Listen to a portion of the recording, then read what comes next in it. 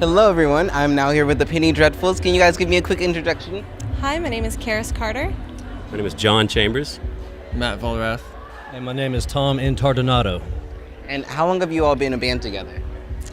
About 8 years now. And what's it like working as a group for such a long time? Amazing. Tedious. You really get to know each other. Yeah, it's a very, it's a good relationship. You know, it takes work. Just right? like any. Yep. Can you tell me a little bit about where you get your musical influences? Tom Waits, a lot of dramatic stuff.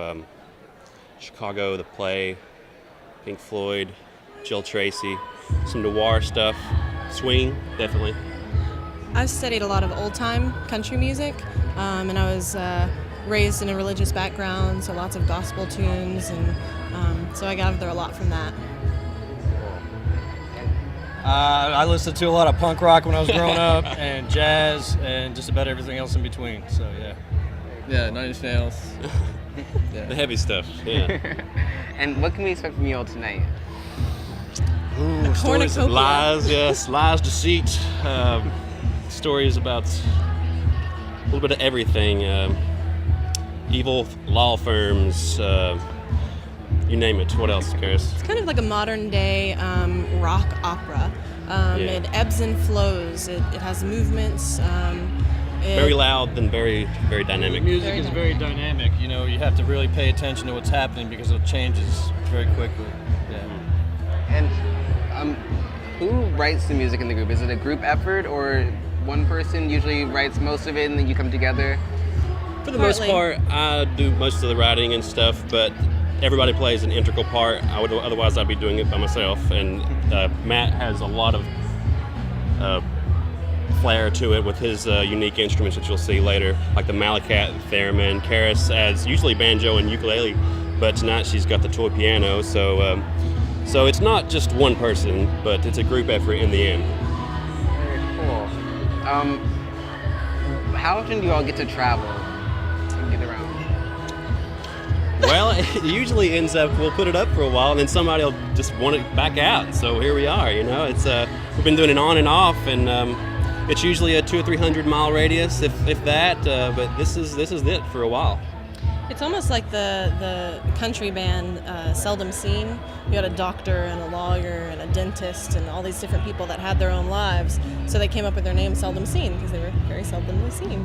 And we are very much the same way. We all very much have our own lives and are involved in lots of other programs, events, groups, etc. So it's really just whenever we get to the point where it's like, man, we gotta play again, guys. You know, let's put a show together. It's like Voltron. It comes together every now and again. It just forms and bring a big sword down. Well, speaking on that, what do you all do outside of music? I do sustainability activism. So in my hometown of Johnson City, Tennessee, I do compost development. I teach art school for children. I'm a caretaker.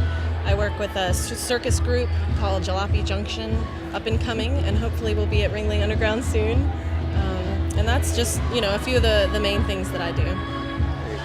I'm usually working as an electrician or doing odd jobs, and by night I do the same thing with this guy down here doing a great job, David, on the soundboard at certain venues. Right now I'm running sound for a venue in town called the Willow Tree, and teach little guitar lessons every now and again.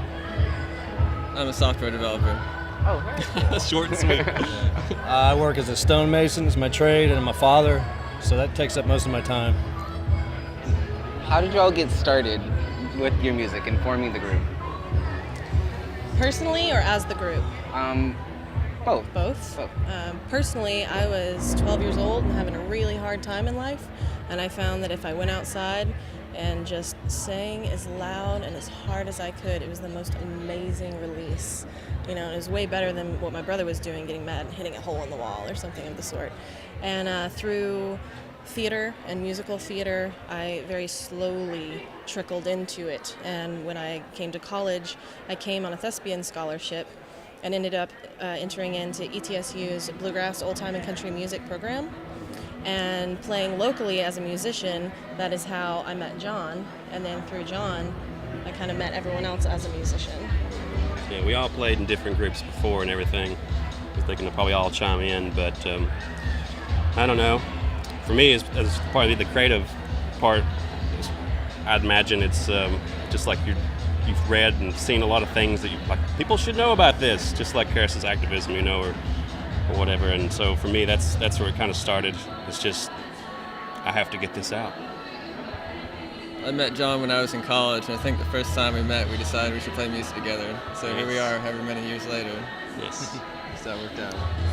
I began playing instruments since I could remember. Always played something and just loved music. And I mean, these guys, I love their music, and it gives me the freedom to be the musician that I want to be. So that's why I like playing with them. Very cool. And how can we all reach out to you via social media or any other kind of? Well, our main source of online communication right now is Facebook, facebook.com/the Penny Dreadfuls Band. And then on Bandcamp too. Reverb Nation, all of that. But Yeah, we're out Facebook there. is probably the easiest way right now. Yeah. Later this year, we'll have a website conducted, and We're in between our third album, so we're more or less in between websites also. So. Great. And we can get out to your album on your Facebook, yes? absolutely. Should be some links there. Well, thank you guys, and I can't wait for your set. Thank you. Have a good night. Have a good night to you too.